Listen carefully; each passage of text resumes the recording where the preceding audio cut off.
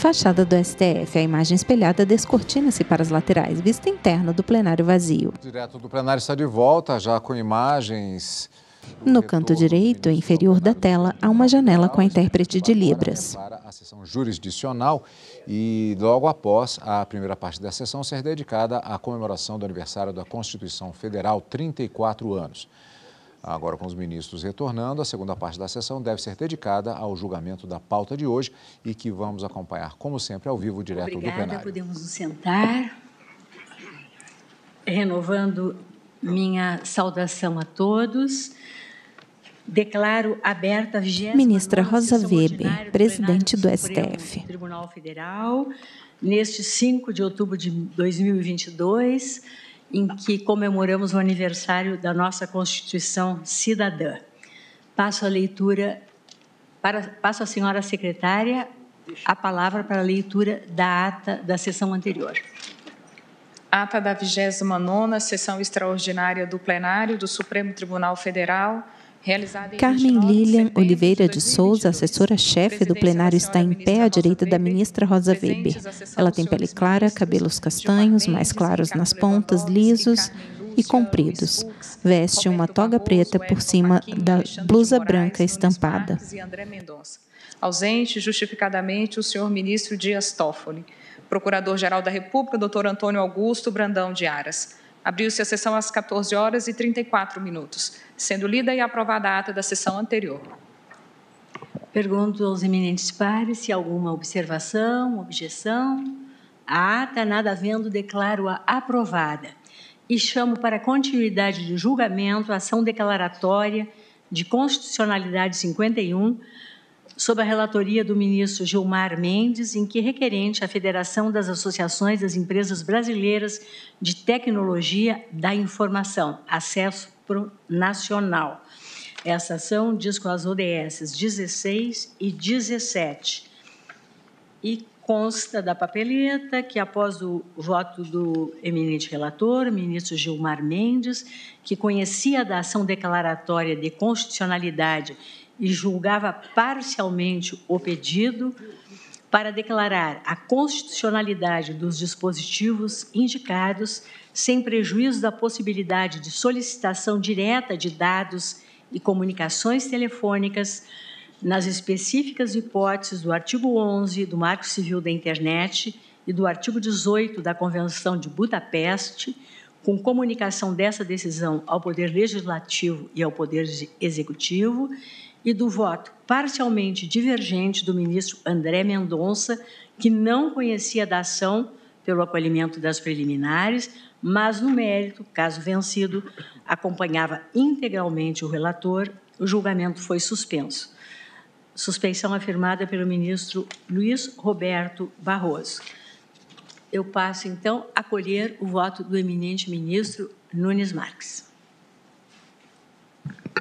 Senhora Presidente, ministra Rosa Weber, senhores ministros, senhor Procurador-Geral da República, doutor... Em pauta, julgamento de ação sobre a constitucionalidade do controle de dados de usuários. Diz respeito à ação declaratória de constitucionalidade, ADC, proposta pela Federação das Associações das Empresas Brasileiras de Tecnologia da Informação, a CEPRO Nacional, por meio da qual intenta-se assentar com caráter vinculante a constitucionalidade de algumas normas de cooperação jurídica internacional entre autoridades judiciárias brasileiras e estrangeiras, nomeadamente as norte-americanas, no contexto específico das mídias eletrônicas. O ministro Nunes Marques senta-se à ponta esquerda da bancada. Do decreto 3.810 de 2001 e dos artigos 237 e 2 do CPC, assim como dos artigos 780 e 783 do CPP. Em pauta, julgamento de ação sobre a constitucionalidade do controle de dados de usuários por provedores de internet no exterior. Localizada fora do território nacional.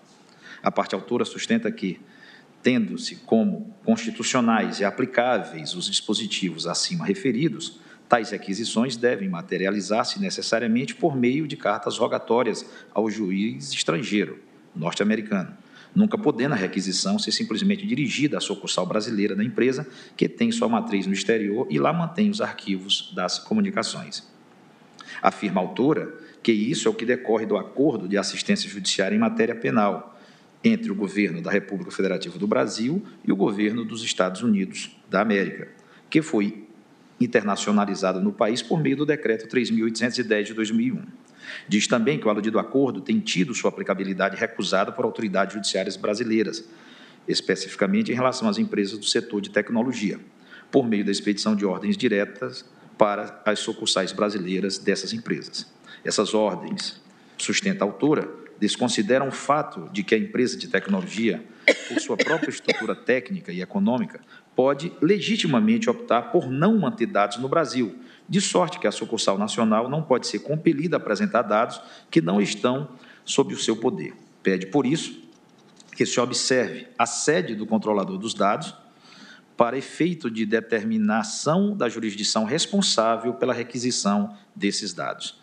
A autora, para ilustrar a existência de controvérsia constitucional relevante, apresenta, por um lado, alguns exemplos de decisões judiciais que teriam expressamente negado vigência ao CPP, ao CPC e ao MLAT. Exemplos: recurso em mandado de segurança 44.892, de relatoria do ministro Ribeiro Dantas, publicado em 15 de abril de 2016. RMS 46.685, de relatoria do ministro Leopoldo de Arruda Raposo, publicado em 6 de abril de 2015. RMS 46.685, de relatoria do ministro Reinaldo Soares da Fonseca, publicado em 11 de outubro de 2017. RHC 57.763, Paraná, julgado pelo Superior Tribunal de Justiça em 1º de outubro de 2015. E mandado de segurança número 11.114, julgado pelo TRF da 2ª Região, de relatoria do desembargador federal Abel Gomes, publicado em 27 de abril de 2014. E, por outro lado, decisões que mandaram aplicar os dispositivos ora referidos, MS 0014-221-86, 2013, 8-17-000, do Tribunal de Justiça de Pernambuco, de relatoria do desembargador Gustavo Augusto Lima, publicado em 29 de agosto de 2014, mandado de segurança com pedido cautelar 1.396.365, dígito 4, do Tribunal de Justiça do Paraná, de relatoria do desembargador Arquelau Araújo Ribas, publicado em 19 de novembro de 2015, e o habeas corpus 5934, Rio Grande do Norte, do TRF da 5ª Região, de relatoria do desembargador Francisco Wildo Lacerda Dantas, publicado em 11 de janeiro de 2016. O que a autora defende é que a única forma... Em pauta, julgamento de ação sobre a constitucionalidade do controle de dados de usuários por provedores de internet no exterior. Quem vota é o ministro Nunes Marques. A ser de outro modo, segundo a autora, a requisição violaria o devido processo legal, a igualdade e o princípio constitucional da livre iniciativa.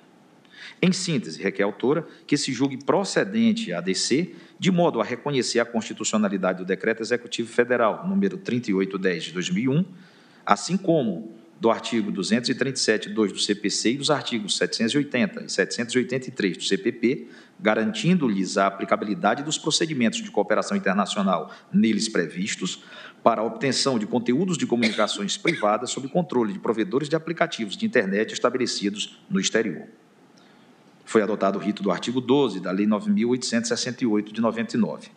Entre as informações prestadas, destacam-se aquelas apresentadas pelo Departamento de Recuperação de Ativos e Cooperação Jurídica Internacional, DRCI. Informou esse órgão que os pedidos de cooperação jurídica internacional que envolvem solicitações de diligências telemáticas ainda possuem índices de cumprimento abaixo do razoável. Por isso mesmo, defende o DRCI que, além das formas de cooperação previstas no MLAT, sejam admissíveis outras formas de requisição de informações. Houve audiência de conciliação sem que se tenha chegado a um acordo entre as partes. A Procuradoria-Geral da República, sem que se apresentou parecer, DOC 112, pelo não conhecimento da ação ou, subsidiariamente, pela sua procedência. Foram admitidos como admiticúria os seguintes entes: Yahoo do Brasil, Internet Limitada, do Instituto de Referência em Internet e Sociedade IRIS e da Sociedade de Usuários de Tecnologia Sucesso Nacional. O eminente relator deferiu parcialmente medida liminar nos autos, apenas para impedir a movimentação de valores depositados judicialmente a título de astreíndice, nos processos judiciais em que se discute a aplicação do Decreto Executivo 3.810 de 2001. Essa, em síntese, é a história do processo até aqui.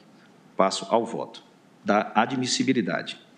Senhora Presidente, eminentes colegas, a ação não deve ser conhecida por várias razões. Em primeiro lugar, a autora da ação é parte legítima de causa, pois se trata de uma associação que congrega grupo bastante heterogêneo de empresas. O artigo 7º do Estatuto da Associação, juntado com a inicial, afirma que podem se associar à CEPRO Nacional empresas e entidades nacionais de tecnologia da informação, cujos objetivos sociais sejam ligados a inúmeras atividades, tais como processamento de dados, produção de softwares, ensino de informática, fabricação de computadores e periféricos, serviços de acesso à internet. Em seguida, o mesmo Estatuto, na linha K do mencionado artigo, ainda permite que se associem à CEPRO Nacional outras associações. Observa-se claramente que a CEPRO Nacional não representa uma classe, como exige a Constituição Federal no artigo 103, inciso 9. Não há, de fato, uma classe representada pela CEPRO Nacional, porquanto sequer os associados são pessoas naturais, mas sim pessoas jurídicas de diferentes ramos da indústria, do comércio e do serviço. Ademais, com a admissão da possibilidade de associação de outras associações à CEPRO Nacional, esta se enquadra, ainda que parcialmente, no conceito de associação de associações, o que lhe retira completamente a legitimidade para a instauração do controle concentrado de constitucionalidade, conforme reiterada jurisprudência desta Corte. As menciono: agravo regimental, na ação direta de inconstitucionalidade, associação heterogênea e legitimidade ativa, não preenchidos os requisitos do artigo 103, 9 da Constituição Federal. Jurisprudência da Corte. 1. A heterogeneidade da composição da autora não admite serem suas associadas pessoas físicas de diversas categorias profissionais, empresas do setor da indústria e empresas do setor do comércio, conforme disposições estatutárias, faz com que ela não se enquadre como entidade classe de âmbito nacional. Reconhecimento da ilegitimidade para a proposta direta de inconstitucionalidade, agravo regimental não provido, ADI 4.660, em sede de agravo regimental, relator o ministro Dias Toffoli, Tribunal Pleno, julgado em 2 de dezembro de 2016, publicado no Diário de 5 de maio de 2017. Ação direta de inconstitucionalidade, controle normativo abstrato, legitimidade ativa de causa, entidade de classe, não configuração, carência da ação. O controle jurisdicional em abstrato da constitucionalidade das leis e atos normativos federais ou estaduais perante o Supremo Tribunal Federal suscita, dentre as múltiplas questões existentes, a análise do tema concernente a quem pode ativar, mediante ação direta, a jurisdição constitucional concentrada desta Corte.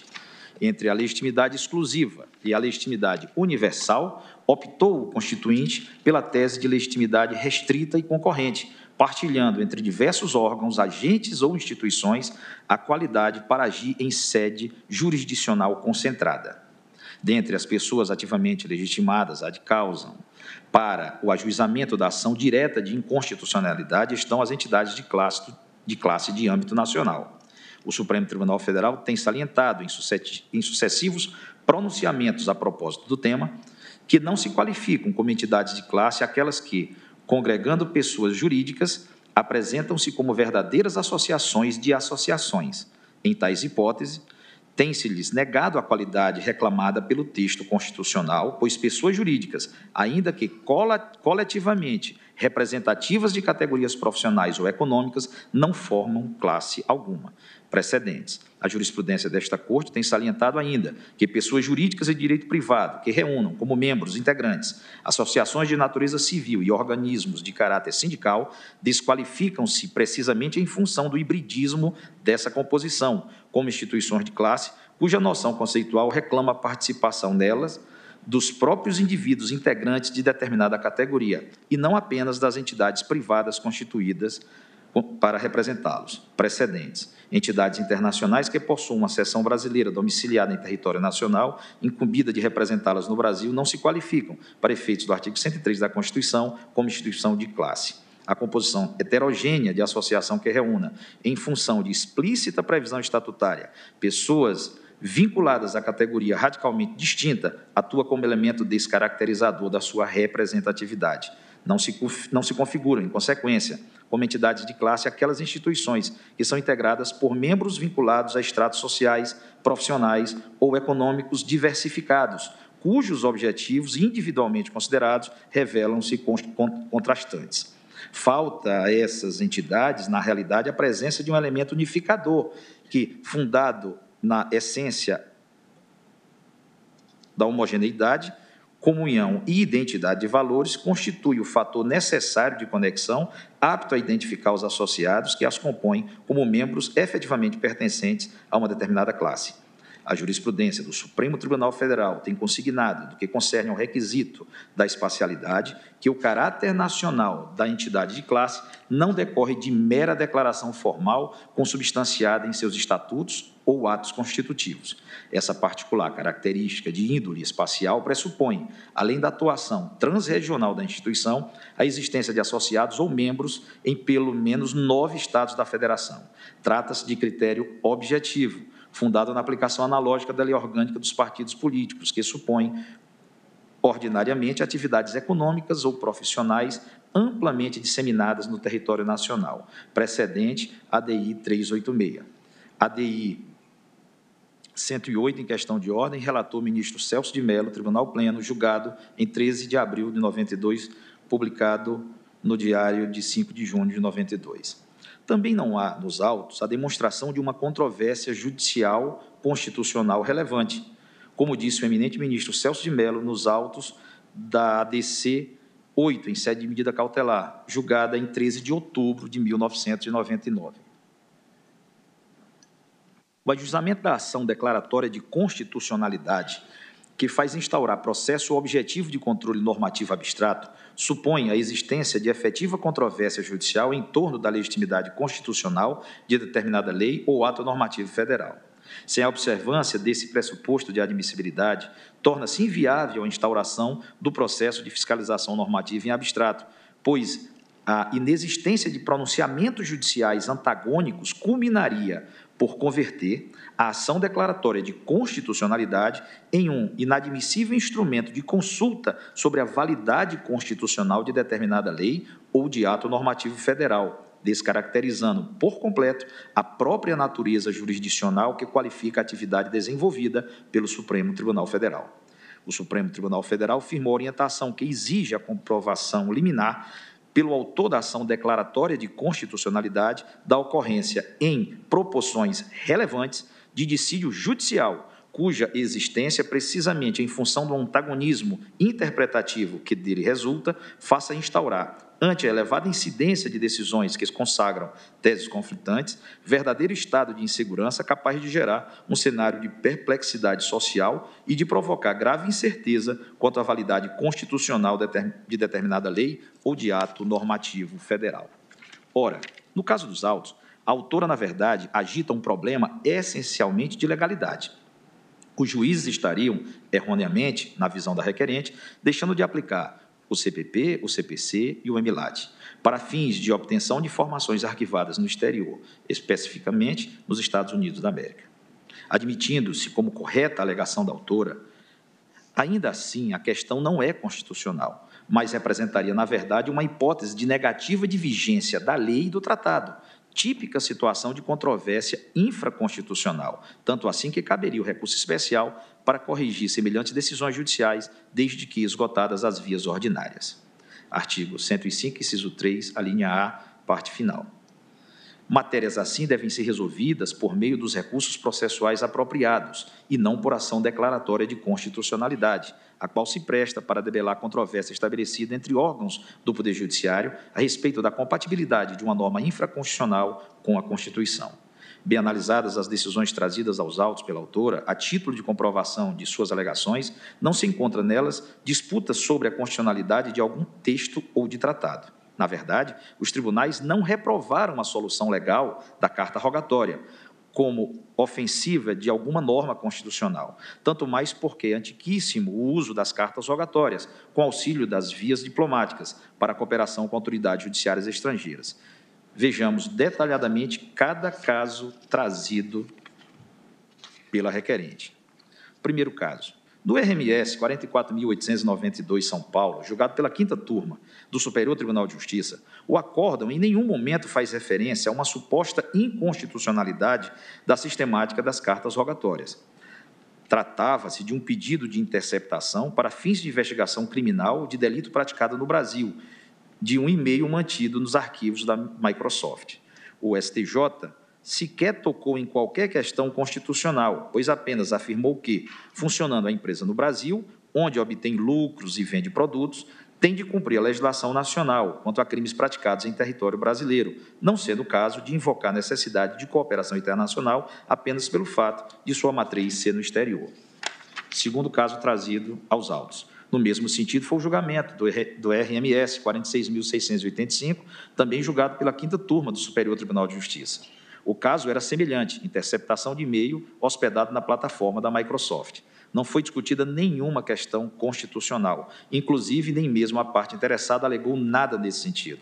A controvérsia era restrita ao nível da legalidade e, nesse campo, o Superior Tribunal de Justiça optou pela aplicação da sistemática típica utilizada em relação a empresas nacionais, considerando-se desnecessária qualquer alusão a regras de cooperação internacional. O relator, ministro Reinaldo Soares da Fonseca, afirmou claramente que a mera alegação de que o braço da empresa, situado no Brasil, se dedica apenas à prestação de serviços relacionados à locação de espaços publicitários, veiculação de publicidade e suporte de vendas, não exime a organização de prestar as informações solicitadas, tanto mais quando se sabe que não raras vezes multinacionais dedicadas à exploração de serviços prestados via internet se valem da escolha do local de sua sede e ou da central de suas operações com o objetivo específico de burlar carga tributária e ordens judiciais tendentes a regular o conteúdo das matérias por elas veiculadas ou o sigilo de informações de seus usuários. Terceiro caso trazido aos autos. RHC 57.763, Paraná, que também dizia respeito à interceptação de dados para fins criminais. A relatora, ministra Maria Tereza de Assis Moura, não negou validade à sistemática das cartas rogatórias, mas apenas sustentou que outros mecanismos de cooperação devem ser admissíveis, sobretudo em se tratando de colher uma informação a respeito de um crime praticado no Brasil, disse a eminente relatora. Ao que se me figura, em uma interpretação sistêmica do ordenamento jurídico, pode ser também utilizado o acordo de cooperação direta do Departamento de Polícia Federal e da empresa privada estrangeira RIM, situada no Canadá, a fim de se empregar maior celeridade ao trâmite processual, facilitando a obtenção do arcabouço probatório, desde que pautado, como foi na espécie, em decisão judicial lastreada por fundamentação idônea, na clara implementação da teoria da cortesia institucional. Ademais, saliente-se que os aparelhos da empresa BlackBerry, juntamente com os seus respectivos PINs, encontravam-se ativos no território nacional, localidade na qual foram travadas as comunicações. Em outras linhas, claro se mostra que as comunicações foram perpetradas em solo brasileiro, por intermédio das operadoras de telefonia estabelecidas neste país, evidenciando-se a efetiva atuação da referida entidade empresarial no Brasil, independentemente do local de armazenamento do conteúdo das mensagens realizadas por usuários brasileiros em âmbito nacional. Enfim, não há, nos julgados referidos, nenhuma exprobração dos textos da lei e do tratado invocados pela autora.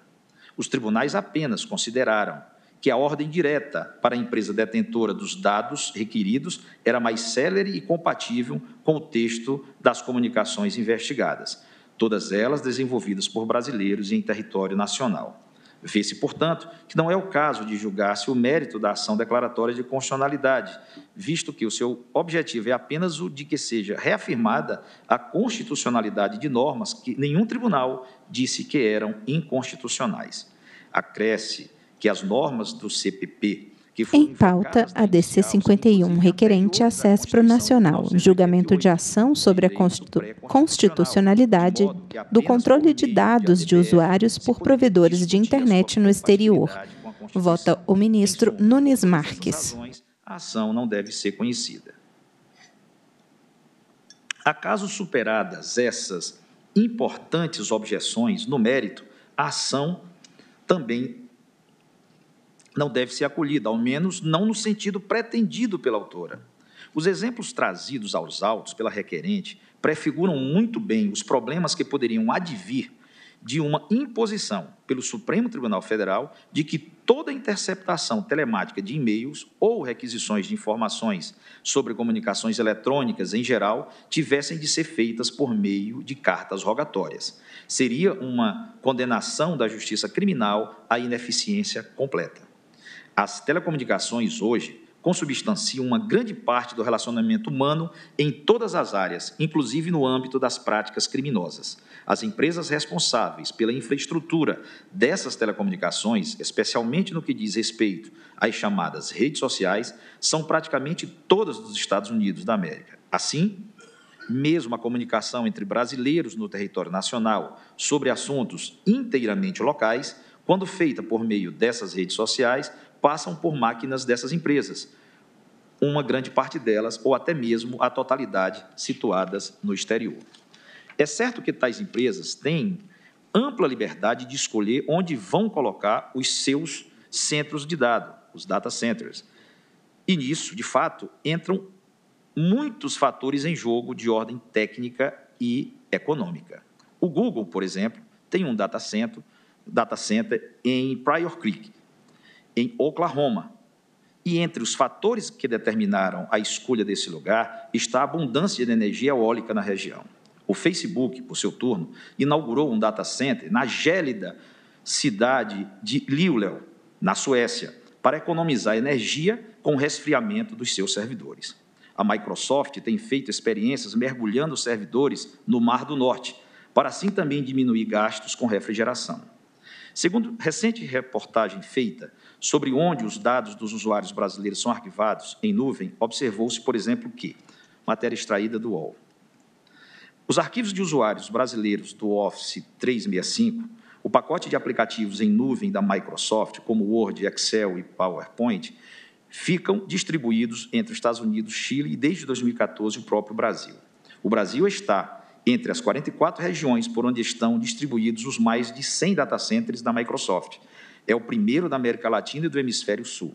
Vale ressaltar que, na época que inauguramos o nosso data center no Brasil, aumentamos de 10 a 30 vezes a velocidade dos serviços para clientes brasileiros, segundo a empresa.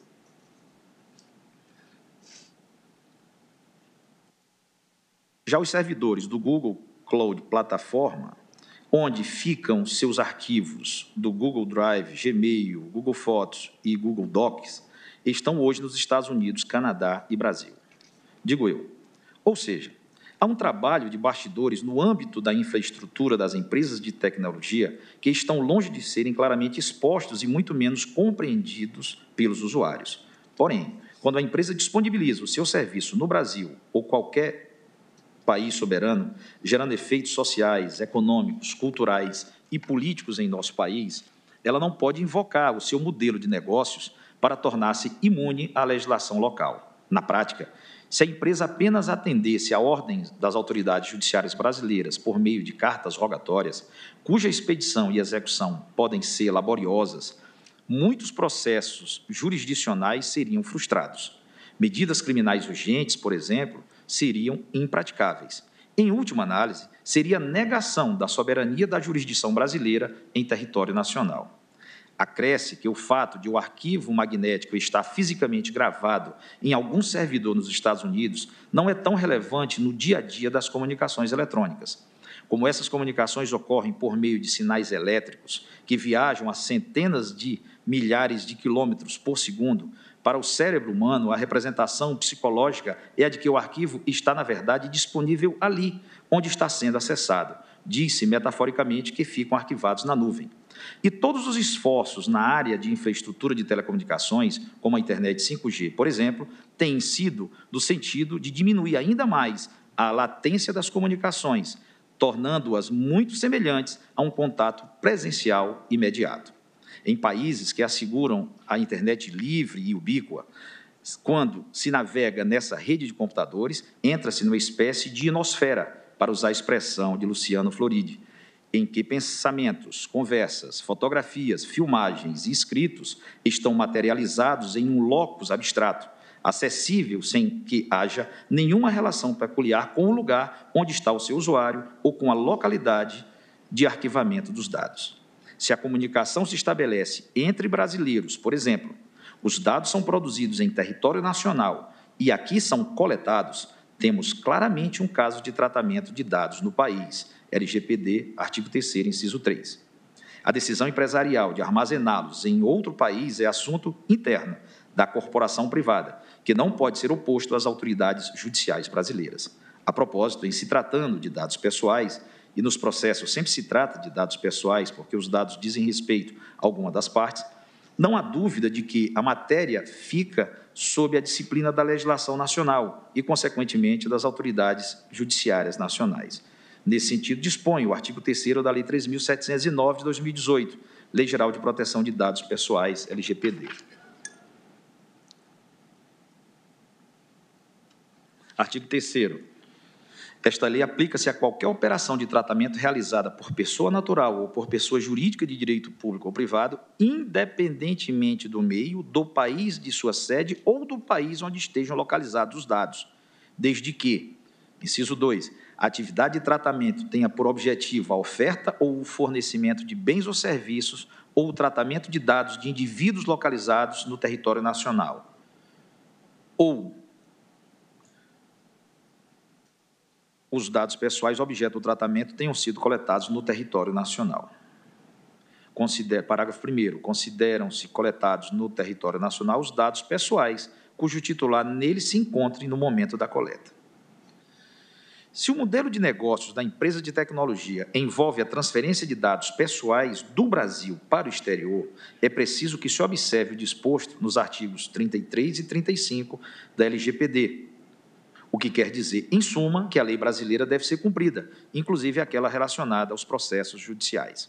E aqui, a título de obter dictum, suscita uma questão que, de certo, será objeto de avaliação na NPD, a seu tempo, que é a dúvida sobre própria licitude da transferência pelas empresas que administram redes sociais de dados pessoais de brasileiros para o exterior, em especial para os Estados Unidos. Falo isso tendo em mente, especialmente, os julgados da Corte de Justiça da União Europeia, que tiveram por base a GDPR, em ponto virtualmente repetido pela nossa LGPD.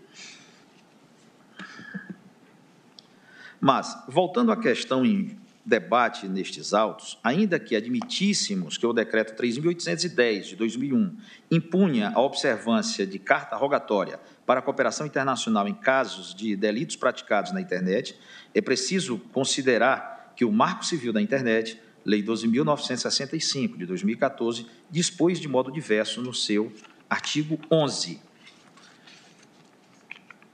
Artigo 11. Em qualquer operação de coleta, armazenamento, guarda e tratamento de registros de dados pessoais ou de comunicações por provedores de conexão e de aplicações de internet em que, pelo menos, um desses atos ocorra em território nacional, deverão ser obrigatoriamente respeitados a legislação brasileira e os direitos à privacidade, à proteção dos dados pessoais e ao sigilo das comunicações privadas e dos registros. Parágrafo 1º. Disposto no caput, aplica-se aos dados coletados em território nacional e ao conteúdo das comunicações, desde que pelo menos um dos terminais esteja localizado no Brasil. Parágrafo 2º. O disposto no caput aplica-se mesmo que as atividades sejam realizadas por pessoa jurídica sediada no exterior, desde que oferte serviço ao público brasileiro ou, pelo menos, uma integrante do mesmo grupo econômico possua estabelecimento no Brasil. Parágrafo 3º. Os provedores de conexão e de aplicações de internet deverão prestar, na forma da regulamentação, informações que permitam a verificação quanto ao cumprimento da legislação brasileira referente à coleta, à guarda, ao armazenamento ou ao tratamento de dados, bem como quanto ao respeito à privacidade e ao sigilo de comunicações. Parágrafo 4º. Decreto regulamentará o procedimento para apuração de infrações ao disposto nesse artigo. Ou seja, no mínimo, ocorreu a revogação parcial do tratado nesse ponto, em que, supostamente, ele impunha, como única alternativa, a observância de mecanismos tradicionais para a obtenção de informações e cumprimento de ordens judiciais de autoridades brasileiras, quanto a comunicações eletrônicas ocorridas no país, mas cujos dados estão arquivados no exterior. A legislação civil brasileira também se impõe a observância quanto a negócios celebrados aqui. O artigo 75, parágrafo 1º do Código Civil de 2002, também posterior ao Decreto 3.810 de 2001, afirma que, se a administração ou diretoria tiver sede no estrangeiro, haver-se-á por domicílio da pessoa jurídica no tocante às obrigações contraídas por cada uma das suas agências o lugar do estabelecimento, cito no Brasil, a que ela corresponder. A legislação processual superveniente ao Decreto 3.810 de 2001 considera domicílio da pessoa jurídica estrangeira o local no Brasil onde ela tiver filial, agência ou sucursal. Código de Processo Civil, artigo 21, parágrafo 1º. Já me reporto de 2015. Algumas perplexidades poderiam ser geradas se o tribunal entendesse que apenas por carta rogatória e instrumentos tradicionais da diplomacia se poderia requisitar informações às Big Techs. Imaginemos, por exemplo, que um fato, que é um crime comum no Brasil, mas nos Estados Unidos é apenas crime militar. Em tal circunstância, com base no EMILAT, artigo 3.1a, a rogatória não seria cumprida. Suponhamos, por outro lado, que a empresa de tecnologia resolvesse hospedar os seus servidores em alto mar, numa região não sujeita à jurisdição de nenhum país, ou até mesmo fora do planeta, em algum satélite artificial, o que hoje não é mais ficção científica. Então, ela ficaria soberana para decidir a quais solicitações atenderia a despeito de sua atividade gerar efeitos em nosso país. Cogitemos de um fato que é criminoso aqui, mas não nos Estados Unidos. Em tal caso, também a medida judicial brasileira não seria atendida, o que implicaria dizer que crimes seriam praticados no Brasil sem que houvesse meios para que nossas instituições pudessem puni-los. Criaríamos uma imunidade tecnológica contra a lei brasileira. Por fim, pensemos no seguinte: a Justiça dos Estados Unidos vai ficar responsável por cumprir todas as interceptações telemáticas determinadas por juízes brasileiros? É evidente que não, mas, na prática, a solução aventada pela requerente levaria a essa situação, segundo a qual, até para ter acesso ao e-mail de um investigado por crime de tráfico interno de drogas aqui no Brasil, precisaríamos da cooperação de um juiz americano. Não há dúvida de que se trata de uma solução impraticável com a devida vênia. O espírito do EMILAT não corrobora com a tese da autora. A sua essência é, ao contrário do que alegado pela requerente, no sentido de criar mais, e não menos, alternativas para a cooperação entre Brasil e Estados Unidos em matéria criminal. Para confirmar isso, basta mencionar o disposto no artigo 1.4 do acordo, que diz: as partes reconhecem a especial importância de combater graves atividades criminais, incluindo lavagem de dinheiro e tráfico ilícito de armas de fogo, munições e explosivos. Sem limitar o alcance da assistência prevista neste artigo, as partes devem prestar assistência mútua sobre essas atividades nos termos desse acordo. Outro ponto fundamental é que o EMILAT se deu entre duas pessoas de direito público internacional, não cabendo a nenhum particular invocar direitos subjetivos com base nele. Isso está expressamente dito no artigo 1.5 do acordo. O presente acordo destina-se tão somente à assistência judiciária mútua entre as partes. Seus dispositivos não darão direito a qualquer indivíduo de obter, suprimir ou excluir qualquer prova ou impedir que uma solicitação seja atendida.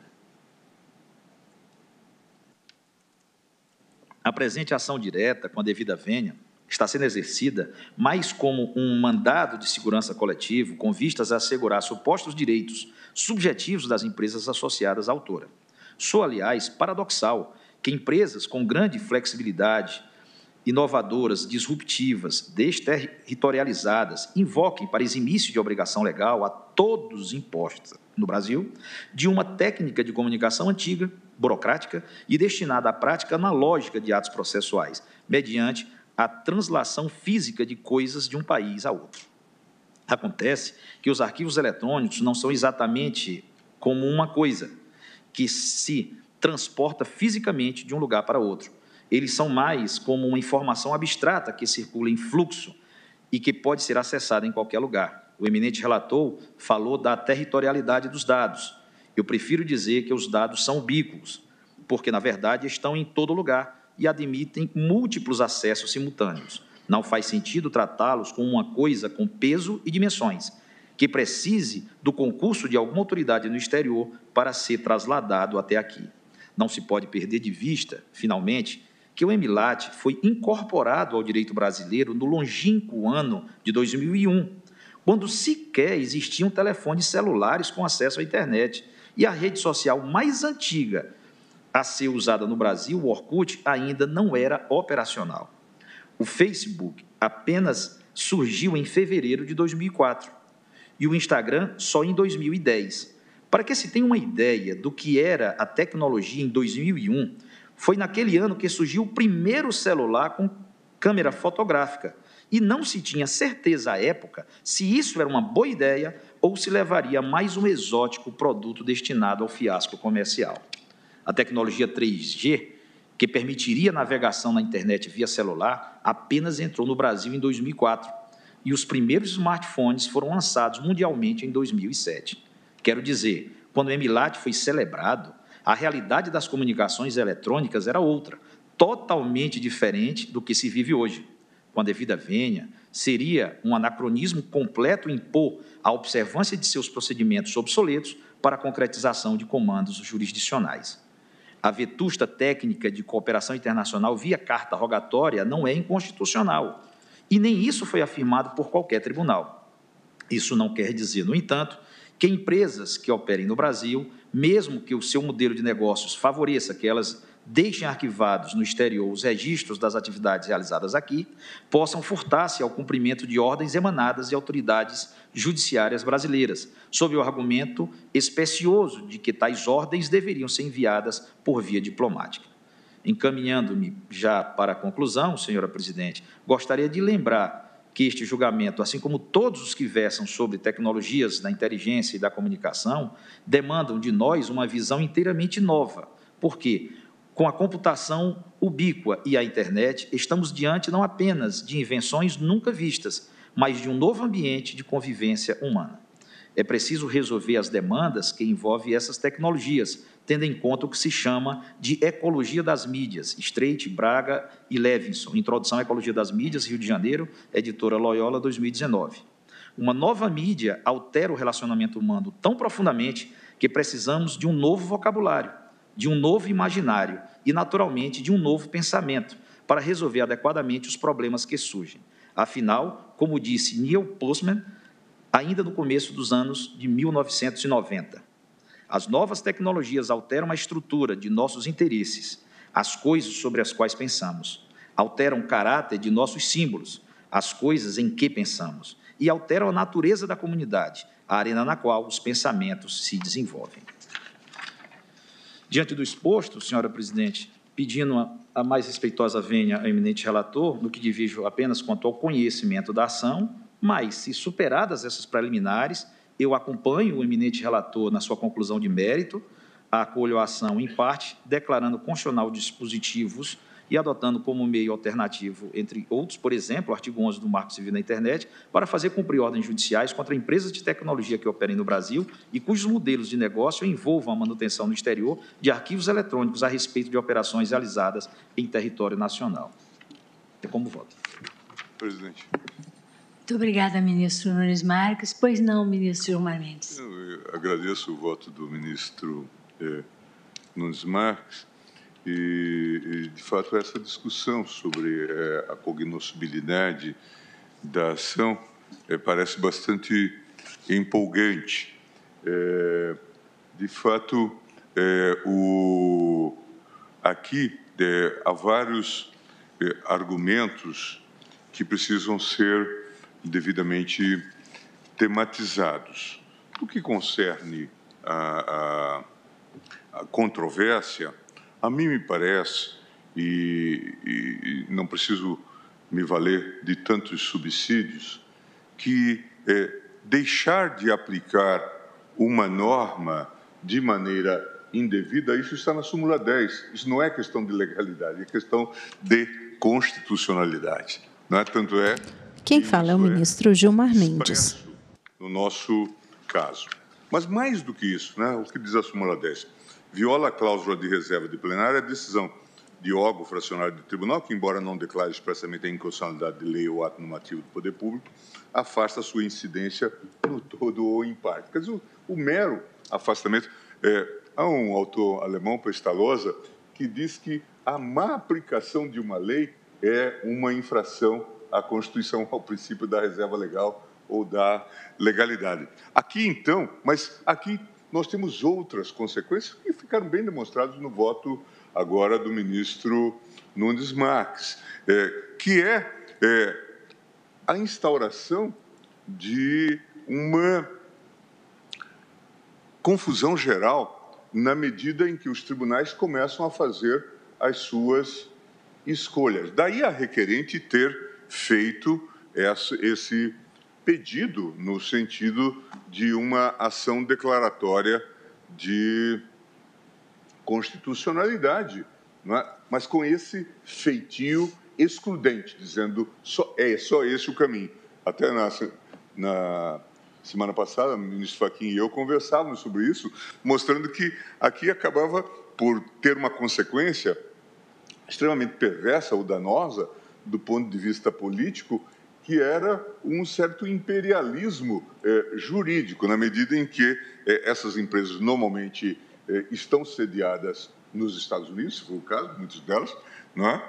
E haverá a obrigação de se lançar mão do modelo de cooperação judicial, que nós aqui já apontamos como, em muitos casos, altamente deficitário. Então, essa é uma questão. Mas eu chamei a atenção, o ministro Barroso e eu trabalhamos na feitura do projeto, fui relator do projeto que resultou depois na Lei 9868. Mas antes mesmo da feitura desta lei, veio a emenda constitucional que foi proposta pelo deputado senador Roberto Campos, e em que se colocava a ação declaratória. E aí houve muitas críticas, me lembro de uma crítica do ex-consultor-geral da República, Saulo Ramos, dizendo, olha, mas não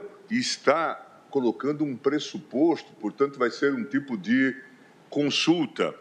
E eu, então, chamei a atenção que, na verdade, esse dispositivo se inspirava no direito alemão e o próprio artigo 13.2 da Constituição de Weimar, que, como sabem, é de 1919, ele diz o seguinte: se existirem dúvidas ou controvérsias sobre a compatibilidade de disposição do direito estadual com o direito federal, poderá a autoridade competente da União ou do Estado requerer, nos termos da lei, pronunciamento de um tribunal do Reich. Quer dizer, bestehen Zweifel oder Meinungsverschiedenheiten. Quer dizer, que era a ideia de dúvida ou controvérsia. Depois isso foi aprofundado e já na Constituição de Bonn, no artigo 93, número 2, se colocou a expressão também Zweifel, dúvida, ou Meinungsverschiedenheit, que na verdade, era a ideia da controvérsia jurídica. Quando a gente traduziu e incorporou ao texto legal da Lei 9868, a gente inscreveu a ideia da chamada controvérsia judicial e não controvérsia jurídica, porque se entendia que, à época, seria essa a situação que iria se colocar. Mas na nossa prática, se a gente for olhar, eu até anoto, por exemplo, o artigo 174, parágrafo 1º do Regimento Interno do Supremo, previa a possibilidade do Procurador-Geral da República encaminhar a representação de inconstitucionalidade comparecer pela declaração da improcedência da ação, ou seja, em favor da constitucionalidade da norma, com esse espírito de pacificação de um tema que gerava polêmica na questão. É por esse motivo, eu digo que entendo que a existência de controvérsia constitucional ou dúvida fundada sobre a constitucionalidade da norma, ou que pode representar na sua não aplicação, simplesmente, Não precisa de dizer eu estou desaplicando por ser inconstitucional. Basta que gere esse tipo de controvérsia para o fim de justificar a propositura da ADC. No caso específico, nós estamos a lidar, como percebemos, um tema sensibilíssimo, de um tema que tem implicações. O ministro Alexandre enfrentou, não faz muito tempo, o debate no eleitoral deste site Telegram, não é? Que mudou de sede da Rússia para o Oriente Médio, não é? Na linha de, eventualmente, obter algum tipo de imunidade, né? E, não obstante, por exemplo, prestar serviços no Brasil e ter aqui uma grande clientela. E isso gera, então, toda essa polêmica que reclama, portanto, uma solução. Então, os exemplos são muitos. Muitos. E eu digo, evidentemente que no Brasil várias são as formas de manifestação desse estado de incerteza exigido para o ajuizamento da ação declaratória de constitucionalidade, o qual certamente abrange a existência de pronunciamentos contraditórios de órgãos jurisdicionais diversos sobre a legitimidade de determinada norma. Essa, aliás, foi a linha adotada no voto proferido pelo ministro Moreira Alves na ADC número 1, no qual se assentou a necessidade de se indicarem os argumentos pró e contra a constitucionalidade do ato normativo em causa, o que excluiria, na visão do eminente relator, a atuação da Corte como mero órgão consultivo, que sempre foi uma preocupação de não ser apenas um órgão de consulta. Raciocínio semelhante foi estabelecido na ação declaratória, já foi citado pelo ministro Cássio, número 8, no qual o ministro Celso de Mello estabeleceu, inclusive, uma valoração numérica ou quantitativa da controvérsia judicial em disputa, que tratava da contribuição da Previdência de inativos e pensionistas, tendo exigido a presença de um volume expressivo de decisões conflitantes. Compreendo, contudo, que os julgados acima mencionados conferem uma interpretação bastante restritiva ou meramente quantitativa do conceito de controvérsia judicial relevante, desconsiderando, por exemplo, a existência de decisões judiciais em um único sentido, que declaram a inconstitucionalidade ou afastam a aplicação de determinada norma, ainda que de forma escamoteada, por exemplo. Ignora ainda análises quantitativas sobre a compatibilidade e os limites de aplicação de determinado dispositivo legal no quadro constitucional brasileiro, os quais podem ser demonstrados a partir de um conjunto menor de decisões, ou com base na simples demonstração de séria divergência jurídica com inegáveis efeitos práticos, tal como estabelecido na Alemanha, as quais superam a mera questão do debate acadêmico ou da função consultiva já rechaçada por esta Corte. Quer dizer, ou definimos isso, ou confiamos essas questões a 17, 18 mil juízes, né, que vão se debruçar sobre essa temática, gerando, portanto, uma série de inseguranças. E nós já apontamos também, tem o debate da relatoria do ministro Fachin e da ministra Rosa, em que tem a questão das multas, das sanções, né, do artigo 12. Portanto, são temas que precisam ser decididos. E eu digo, então, no caso em análise, entendo que a parte requerente demonstrou a existência de séria divergência jurídica, tanto em termos quantitativos, como sob uma perspectiva qualitativa, tendo em vista a demonstração de decisões conflitantes sobre a matéria em debate por parte do Superior Tribunal de Justiça em relação a 4 tribunais brasileiros. E muitas dessas empresas, o ministro Cássio fez a citação, mas elas têm um poder ou monopolístico ou verdadeiramente oligopolístico, né? Tanto é que se consolidou a expressão GAFA, né, como uma expressão de um poder quase que desmedido, e se fala de uma série de construções em torno disso. Nós vimos que nessa associação que traz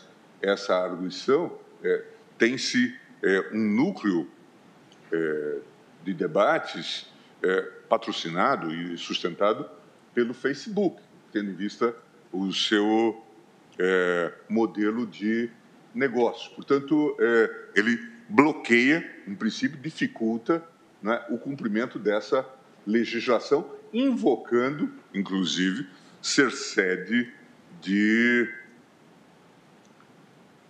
ter suas sedes nos Estados Unidos e estar a descumprir ou poder descumprir decisões nos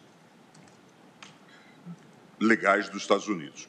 Houve igualmente a indicação de decisões de primeira instância que seguiram a linha da plena e exclusiva aplicação do EMILAT, bem como a indicação dos efeitos práticos dessa divergência, as quais resultaram, inclusive, no deferimento de pedido cautelar para que fosse suspenso o levantamento de valores aplicados a título de multa em decorrência do descumprimento de ordem de requisição direta de dados e comunicações eletrônicas. Mais do que isso, eu entendo que há indicação de relevante controvérsia jurídica em termos qualitativos, com a apresentação de argumentos e discussões de inegável natureza constitucional que envolvem o princípio da independência e soberania nacional, da autodeterminação dos povos, da igualdade entre os Estados e da cooperação, bem como questões atinentes ao controle de constitucionalidade de normas incorporadas ao ordenamento jurídico brasileiro a partir da celebração de tratados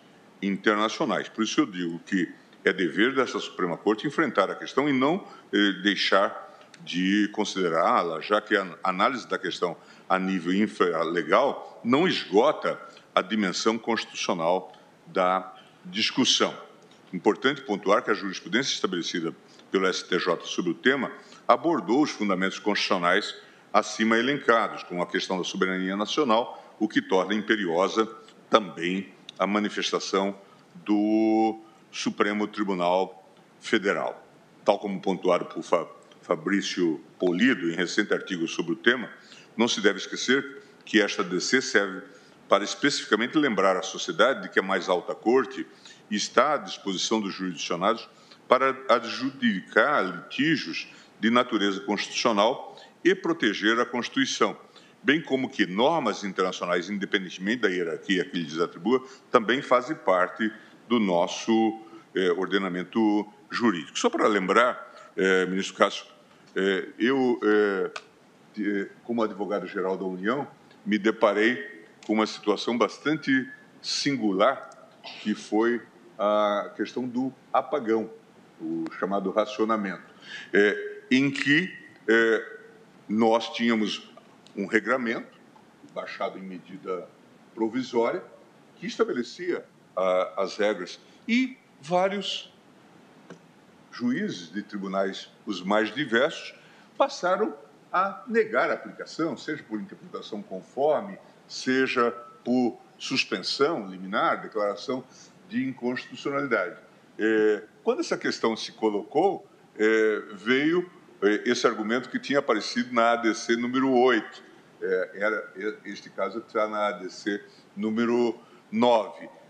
Não tem decisões favoráveis à constitucionalidade, porque havia aqui ou acolá uma suspensão. Foi aí que eu ressaltei o aspecto de que o que era relevante era a controvérsia jurídica, era um grupamento de juízes negando a aplicação à lei, a norma, né, que tinha sido baixada pelo Executivo. Por isso que eu até faço esse meia-culpa, dizendo que, numa certa pressa e para tentar abarcar a concepção, à época do projeto, a gente crivou essa ideia, ou gravou essa ideia da chamada controvérsia judicial, quando, na verdade, a ideia transcende a isso, né? E, neste caso específico, o que nós estamos a ver, eu acho que a partir até da engenhosa propositura da ADC, de fato, às vezes, modelos que são quase que excludentes. Alguns dizem o EMILAT exclui, portanto, o artigo 11 do MCI, e outros dizem que ele é bastante em si, né, e, portanto, que nós devemos fazer a aplicação. Foi a proposta que eu tentei conciliar, considerando a confusão geral que se instala e que não deixa nenhuma dúvida sobre a existência de uma intensa problemática, controvérsia jurídica, a par de ser também uma controvérsia judicial. Obrigada, ministro Gilmar. Alguma ponderação, ministro? Não, apenas para pontuar que... Ministro Nunes Marques. Em alguns votos, eu me limitei ao não conhecimento da ação. Mas essa eu tive, além de já vislumbrar a relevância da matéria, eu tive a oportunidade também de ouvir o ministro Gilmar sobre isso na sessão anterior, em que ele fez essa exposição e trazendo à baila, né, trazendo reflexões acerca de não nos limitarmos a uma controvérsia judicial. E o exemplo que Vossa Excelência deu hoje foi muito bom. Um grupo de juízes decidindo de uma forma. Nós não temos uma controvérsia judicial, mas teremos uma controvérsia jurídica. Sim. E daí o cabimento. Por isso que, por dupla razão, eu, em que pese não conhecer, enfrentei o mérito.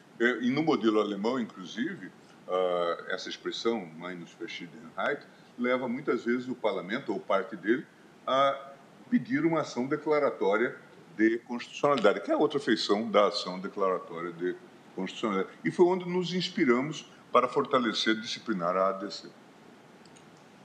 Então, agradeço ao ministro Nunes Marques e agora esclarecimentos e nova manifestação do ministro Gilmar Mendes e passo a palavra ao ministro Alexandre de Moraes para o seu voto. Boa tarde, presidente. Cumprimento Vossa Excelência. O ministro Alexandre de Moraes senta-se à direita. Tem pele clara, é completamente calvo, usa toga preta por cima do terno preto, camisa branca, gravata com listras diagonais brancas e vermelhas. E também não tenho nenhuma dúvida do desrespeito que várias das empresas têm com as autoridades brasileiras, havendo, inclusive, às vezes, a necessidade de medidas fortes, como foi o caso do Telegram, em que só passou a haver cumprimento das decisões a partir do momento que o bloqueio no Brasil todo estava decretado e seria realizado. Em pauta, a DC 51, requerente acesso nacional, julgamento de ação sobre a constitucionalidade do controle de dados de usuários por provedores de internet no exterior. Mas, presidente, eu havia pedido, vista da ADI 5527, de relatoria de Vossa Excelência, e da DPF 403, de relatoria do eminente ministro Edson Fachin, em que pese o relator, ministro Gilmar Mendes, ter feito a distinção em relação aos casos, nessas duas ações anteriores, eu acabei tratando de uma forma global. Então, eu peço vista porque eu quero delinear bem as diferenças e prometo a Vossa Excelência, como já o fiz anteriormente, que trarei rapidamente. Obrigada, ministro Alexandre. Então, eu declaro o resultado provisório. Após o voto do ministro Nunes Marques, não conhecendo da ação e, na hipótese de vencido quanto ao não conhecimento, acompanhando no mérito o eminente relator, pediu vista o ministro Alexandre de Moraes. Pergunto se os eminentes pares querem adiantar o voto ou se todos aguardamos o voto de Sua Excelência. Então, aguardam os demais. Então, só me resta